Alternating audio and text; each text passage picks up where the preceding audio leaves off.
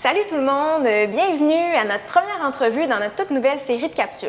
Aujourd'hui, on s'immisce dans la bibliothèque de M. Yves Grondin, maire de Drummondville. Bonjour M. Grondin. Bonjour, bonjour. Merci d'avoir accepté notre invitation. Ça m'a fait plaisir, Tout récemment, vous avez partagé avec l'équipe de la bibliothèque votre grand intérêt pour la lecture, la littérature, un amour que vous entretenez depuis votre enfance. Oui. Ce serait quoi votre plus lointain souvenir de lecture? En fait, je me suis rendu compte en y pensant que mon plus lointain souvenir de lecture, c'est des livres audio. OK. Quand j'étais jeune, mes parents avaient acheté ou m'avaient abonné à une collection. C'était des disques, des anciens disques en vinyle, là, des 33 tours. Chaque disque venait avec un petit coffret et un livre. Et avant même de pouvoir lire, j'écoutais ces disques-là, à les savoir par cœur. Puis après ça, j'ai appris à lire les histoires par moi-même. Et dans ces livres audio-là, il y avait Le Petit Prince de Saint-Exupéry. Il y avait la vie de Mozart, la vie de Beethoven. Mon père était un grand amateur de musique. La vie de Schubert, de Liszt. Et quelques histoires, les Fables de La Fontaine, les contes des frères Grimm. Alors, ma première expérience de lecture, d'abord des livres audio, puis finalement, un jour, j'ai été capable de lire par moi-même le cahier qui les accompagnait. Oh! Hey, c'est génial, je savais même pas qu'il y avait des collections comme ça qui se faisaient, des classiques ou... Oui, puis ça me marque encore. Moi, Le Petit Prince, là, quand je lis le livre, quand j'entends l'histoire, j'entends encore l'acteur français, dont le prénom m'échappe, Philippe, là, qui racontait ce qui est classique, en fait, du petit livre, Le Petit Prince audio. Mais c'est encore ça. Puis hier, je retrouvais une copie qui date de 1971. J'étais un petit peu plus vieux. Puis c'est encore l'image que j'ai. Là. Je prends le livre dans mes mains, puis j'entends la voix de Gérard Philippe, c'était le nom de l'acteur, qui nous raconte l'histoire. Ça m'a profondément marqué, puis ça m'a ouvert au monde de la musique, au monde des livres, puis d'avoir le goût d'apprendre par moi-même. Ça remonte loin, ça remonte à ces livres audio-là, je devais avoir 3-4 ans. Oh wow! Puis quand vous avez appris à lire par vous-même, puis tout ça, puis vous êtes sorti un peu de cet univers-là, qu'est-ce que vous lisiez comme enfant? Là? Je lisais... je dirais un peu plus grand enfant, là, vers 9, 10 ans, 11 ans, j'ai lu tout au long de cet âge-là, la petite adolescence, les livres de Enid Blyton. Je pense qu'on doit dire Enid Blyton, finalement. Je me suis rendu compte que c'était une auteure et non pas un auteur, qui a écrit 600 millions de livres, qui a vendu 600 millions de livres, pardon, qui était très connu dans les années 30, 40, 50, début des années 60, traduit en français par après. Et il y avait la série Le Club des 7, Le Club des 5. C'est des livres un petit peu de gang d'enfants qui se mettent à résoudre une énigme, puis il y a un château à découvrir ou à arpenter. C'est ces livres-là qui ont habité mon enfance et le début de mon adolescence. J'en avais une série dans ma bibliothèque, là, puis à Noël, j'en recevais tout le temps un, puis à ma fête, puis à d'autres moments donnés. Ça m'a amené à me rendre compte qu'au fil des années, quand j'ai une passion pour un auteur puis que je lis tous ses livres, bien, ça remonte à là. Enid Blyton, c'est moins à la mode aujourd'hui, mais il y avait aussi à l'époque la Bibliothèque verte, qui était une collection très connue là, pour des livres pour enfants, pour jeunes adolescents. Probablement le pendant des livres d'adolescents aujourd'hui, là, de loup-garou, ce que vous voudrez, de fantastique. C'est un peu le pendant, mais à l'époque, c'était un peu plus naïf là, comme mentalité. Et c'est ces livres-là que je lisais, que je vous racontais dans les petites vidéos que je vous avais faites pour vous dire que j'étais content que les bibliothèques réouvrent, que je racontais que je lisais caché dans ma chambre, en dessous des couvertes, avec une lampe de poche, ce que je racontais à ma petite fille, c'est ça que je racontais dans la vidéo. Puis c'est ces livres-là que je vois encore, puis que ma mère venait me dire le soir, là, ça fait Yves, tu arrêtes de lire, puis elle m'enlevait la flashlight, puis je la reprenais le lendemain pour continuer à lire. ma passion de la lecture vient de là. Ah wow! Puis là, aujourd'hui, est-ce que vous avez un genre littéraire préféré? C'est... Comme livre de détente, c'est les romans d'espionnage, les romans policiers. Ça, c'est... là, depuis quelques années, je me suis mis à me lire plus des biographies, des livres de politique, des livres sur... j'ai aussi une petite passion pour les livres sur l'architecture traditionnelle du Québec, les modes de construction traditionnelle. Mais les romans policiers, c'est vraiment ça mon dada, là. Je me suis rendu compte, en y repensant, que ça remonte à un livre. OK. Que je devais avoir 30-32 ans. C'est le premier livre de la série Jason Bourne, La mémoire dans la peau, écrit par Robert Ludlum. Ce livre-là, je l'ai commencé le soir vers 10h, 11h. Je l'ai lâché à 6h30 le matin, parce que je me suis dit, il faut bien que je dorme un petit peu avant d'aller travailler. Je travaillais à Nicolette à l'époque. Puis dans l'après-midi, j'ai fini de bonne heure pour pouvoir finir de lire le livre le soir. Le roman m'avait absolument captivé, puis j'ai lu toutes les lots de l'homme depuis ce temps-là. Je les achète ou bien je viens les chercher ici. Mais les romans d'espionnage, les romans policiers, c'est un monde qui me fascine. C'est comme pour moi écouter un film, puis me le faire moi-même dans ma tête en lisant les livres. Là. Alors ça, c'est un peu un dada là, qui est pour moi un moment d'évasion, puis de sortie de l'actualité, puis de lire autre chose. Autre chose, décrocher un petit peu. Puis là, vous semblez dire que quand vous découvrez un auteur, vous allez vraiment là, à fond dans cette découverte-là. Mais pour vous, là, qui serait l'auteur dont l'œuvre est immuable, là, intouchable, de qui vous accepteriez jamais qu'on dise du mal? Antoine de Saint-Exupéry. OK. À cause du Petit Prince, puis des autres livres qu'il a faits. Son humanité dans l'histoire qu'il raconte en Terre des Hommes, par exemple, c'est quelqu'un que je trouve intouchable. Puis j'ai hâte d'être à la retraite un jour pour lire. J'ai hérité de mon père la collection des livres de la Pléiade, alors qui est une collection haut de gamme et d'œuvres complètes de plusieurs auteurs. Puis je voyais mon père, lui, à la retraite, reprendre ces livres-là, puis commencer à les lire. Alors, il y en a plein d'auteurs là-dedans, là, des classiques de la langue française, puis des romans francophones du début du siècle, là, que j'ai hâte de relire. Mais Antoine de Saint-Exupéry, pour moi, c'est quelqu'un de spécial. Puis, je suis obligé d'ajouter aussi les psaumes. Les psaumes dans la Bible, parce que quand je les ai découverts sur le tard dans ma vie, il y a là quelque chose de l'expression des sentiments humains de base qui, depuis 2000 ans, nourrissent la culture occidentale. Puis ça, je pense que c'est aussi, quand on apprend à les connaître de l'intérieur un peu, qu'on apprend l'histoire qu'il y a derrière, c'est quelque chose qui est immuable, où tout le monde peut se retrouver parce que ça exprime tous les sentiments humains là-dedans. Super. Puis, est-ce que vous avez un plaisir coupable en lecture, mais qui ne sera plus vraiment un secret, là? Écoutez, j'en ai presque honte, parce que ce n'est pas des choses que je lis encore maintenant, mais quand on parle coupable, on va parler de choses qu'on ne devrait pas avouer, lire, mais... Mon père, comme je vous disais, et ma mère sont deux grands lecteurs, là, ils lisent à peu près de tout. Mais mon père avait, lui, vraiment un plaisir coupable, un homme cultivé, très prude. Il lisait les livres OSS 117. Wow! Je ne sais pas si vous savez c'est quoi l'OSS 117, là, mais Malko, qui est le personnage de toute cette série-là là, qui dure depuis des décennies, c'est une série de livres où la géopolitique nous est racontée au moment où ça se passe quasiment. C'est des livres toujours extrêmement d'actualité, même qui précèdent l'actualité, parce que les informations, récits d'espionnage, sont toujours bien collées là, sur les vrais faits, les vraies tendances, qui ne sont pas nécessairement encore publiques. Mais dans ces romans-là, il y a des parties plus salées. En fait, j'ai pas eu le temps de vérifier le mot. C'est non seulement salé, c'est même salace. C'est carrément de la lecture érotique 3.0. Là. Mais, jeune adolescent, à un moment donné, je prenais ces livres, puis je lisais ces petits bouts-là, puis les histoires. Puis mon père, lui, disait à tous les gens qui connaissaient, « Comment ça se fait que tu lis ça, toi? Tu lis les grands classiques, tu lis l'opéra, tu lis les grands livres d'histoire, puis tu lis OSS 117. » Bien, il disait, malgré l'histoire romancée qu'il fait pour vendre plein des livres, l'analyse géopolitique là-dedans était hyper d'actualité. Fait que c'est un plaisir coupable. Je lis plus ça maintenant, j'en ai même jamais acheté un moi-même. Mais à mon père, il en offrait à Noël pour faire un petit clin d'œil. On savait ce qu'il y avait dedans dans ces livres-là. Mais c'est pour dire que dans les livres, on finit toujours par apprendre plein de choses. Puis c'est un auteur de Drummondville qui s'appelle Richard Gamache, qui est un poète, qui était même maire, je pense, dans une petite municipalité là, dans le coin de l'Arthabasca. Richard Gamache qui a écrit une des pièces qu'on chante, Joyeux anniversaire, là, quand la rivière passera, il a écrit un beau chant d'anniversaire. Richard, un jour, m'avait dit, il était appariteur au cégep, il m'avait dit, moi, je lis n'importe quoi. Parce que dans chaque livre, il dit, il y a une phrase qui peut nous nourrir longtemps, peut nous habiter. Puis je me suis rendu compte que même dans mes romans d'espionnage, même dans les romans plus littéraires qu'on va lire, il y a parfois de ces phrases-là, comme je prends même le temps d'écrire, parce que ça nous inspire, il y a des phrases bien tournées. J'ai un goût assez éclectique. Hier, j'ai passé ma bibliothèque, là, puis je me rendais compte que j'ai un goût assez éclectique. Mais c'est ça, je lis ce qui m'intéresse, puis je suis un peu curieux. J'aime passer mon temps dans les librairies, dans les bibliothèques, puis d'aller voir dans les différents rayons qu'est-ce qu'il y a d'intéressant.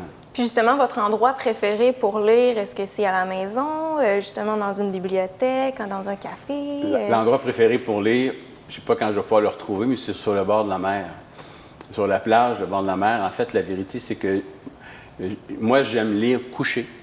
J'aime lire étendu sur le sofa dans le salon, étendu dans mon lit, étendu dans un hamac. Pour moi, c'est vraiment ça qui est la grande détente. Puis quand je pars en vacances, mon épouse le sait, les couples d'amis avec qui je pars toujours une semaine avec au moins 4 livres, puis je me retiens pas de n'amener plus. Parce que c'est mon évasion, c'est mon temps de détente. Des fois, des livres sérieux, des fois, des livres d'espionnage ou de romans policiers pour me détendre. Mais ce coin-là qui est à moi, c'est nécessairement un coin où je vais être étendu. C'est comme ça que j'aime lire. OK. Puis là, vous avez l'air de lire quand même beaucoup. Vos suggestions de lecture, quand vous êtes en panne d'idées, vous les prenez où? Je les prenais beaucoup avant dans la revue L'Express, parce que mon père y était abonné. Puis quand il l'avait passé, quand il l'avait lu, il me la passait. Il y avait toujours là-dedans les meilleurs vendeurs de fiction, les meilleurs vendeurs d'essais ou de documentaires. Et c'est pas rare que dans cette liste-là, c'est un livre français, que j'allais chercher mes inspirations-là, autant pour les livres plus sérieux que pour les livres de romans. Dans la presse, ils ont souvent des suggestions. Alors, dans la presse, l'actualité, quand l'actualité sort ses livres d'été, par exemple, bien, je vais chercher là-dedans les livres qui s'en viennent. Et les librairies. Moi, quand je vais magasiner quelque part à Montréal, à Québec, qu'on passe devant une librairie, mon épouse, elle vient de me perdre 1h30 de temps. Puis là, je regarde les rayons de politique, les rayons d'économie, les rayons de philosophie, les rayons de livres religieux, les rayons de romans, de littérature québécoise, puis je m'amuse juste à feuilleter. Puis cette 1h30-là, pour moi, là, ça passe de même. Là. Ah, wow! Là, la question que je vais vous poser est quand même difficile. Mettons que je vous limite à 3 choix. Mm-hmm. Quel titre vous recommanderiez aux gens qui nous écoutent? Il y en a un qui m'est venu tout de suite hier, quand j'y repensais à cette question-là. C'est un livre qui s'appelle « Entre le fleuve et l'infini » d'André Pilon-Quivigère, un livre qui date de 1988, je crois. J'avais jamais lu c'est un petit livre tout simple. Hein, en fait, c'est un récit. Elle raconte, après avoir passé plusieurs mois en vacances, ou en retraite, je devrais dire, chez des sœurs, je pense que c'est les sœurs de Berthierville. Elle raconte l'expérience de ces femmes-là qui ont vécu entre le fleuve et l'infini, parce que c'est sur le bord du fleuve. Et elles partagent leur récit de vie, leur réflexion de vie, mais dans une langue, puis avec une profondeur, puis une acuité sur la vision psychologique de chacune des sœurs. Ça m'avait époustouflé de lire ça, puis c'est sûrement un des meilleurs livres que j'ai lus à cause de la langue, à cause du type de récit. Si on aime les histoires de vie, la psychologie, et elle nous raconte ça à travers même ses propres réflexions. Vraiment, vraiment bon, Entre le fleuve et l'infini. Sans aucun doute, ces temps-ci, je lis en anglais aussi, là, les livres de Lee Child, ça serait peut-être un plaisir coupable, ça, parce que Lee Child, c'est pour ceux qui connaissent, là, c'est lui qui a créé le personnage de Jack Reacher. Il y a eu 2 films avec Tom Cruise dans ce personnage-là. Il y a une série télévisée qui s'en vient aussi. Mais c'est une nouvelle forme d'écrire les romans d'espionnage ou de policiers depuis...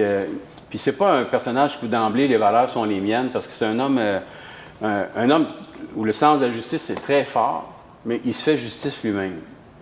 Mais c'est tellement bien écrit, c'est tellement dans un rythme parfois un peu saccadé. Tu lis, puis tu imagines l'action.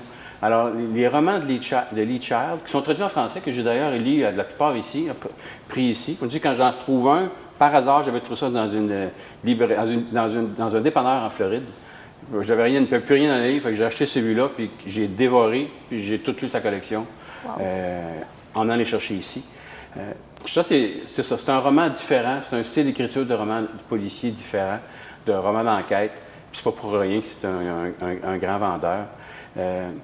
Puis le troisième, je me suis pris une petite note, si vous permettez. Il n'y a pas de problème. Ah oui, comment je ne pouvais pas oublier ça? Je pense que Louis Caron. OK. Louis Caron, parce que d'abord, c'est mon petit cousin. On va se péter les bretelles. Louis Caron, L'Homme étoufflé, que j'avais lu au début des années 80. Le Canard de bois. Il y en a un que je viens de rapporter ce matin, dans sa série Les Nouveaux bâtisseurs. C'est un gars de chez nous, c'est un gars qui nous parle du terroir ici, qui nous parle des vies de famille, des familles un peu ordinaires d'ici aussi, puis qui sait faire vivre cette fibre-là.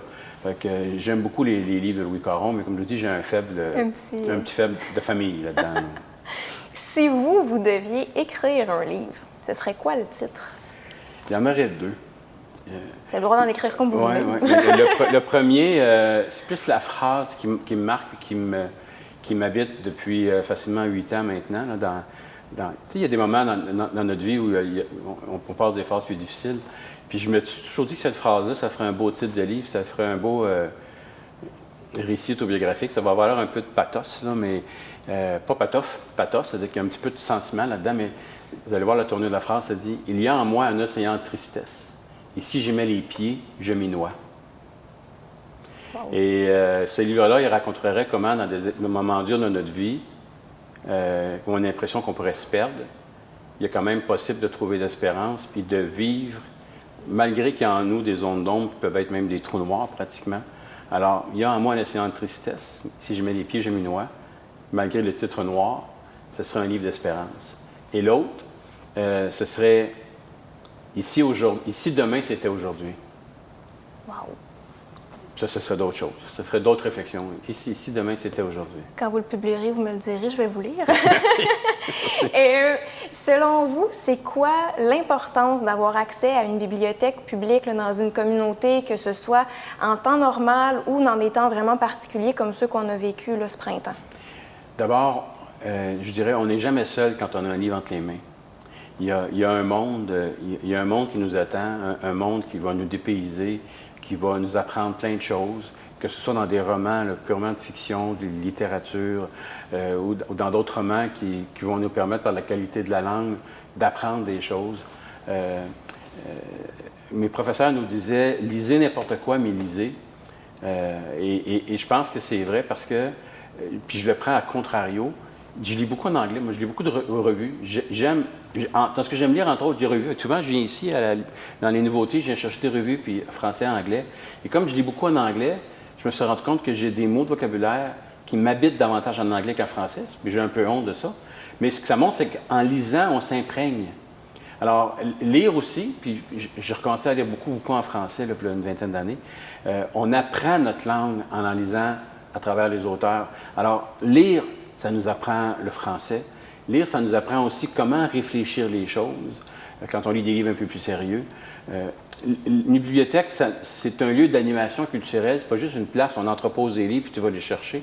Pour moi, c'est un lieu d'animation culturelle. Alors, ça me manque, les conférences que vous organisez, les rencontres d'auteurs, les activités à caractère culturel, mais de passer de la connaissance qu'une bibliothèque peut faire. J'ai super hâte qu'on ouvre en haut la salle de formation là, qui est en attente depuis que la bibliothèque est construite, parce que c'est un lieu ici d'apprentissage d'une bibliothèque. Puis, il y a une couple d'années, je me suis bâti un patio en arrière de chez nous, une terrasse surélevée. Bien, c'était au début d'Internet.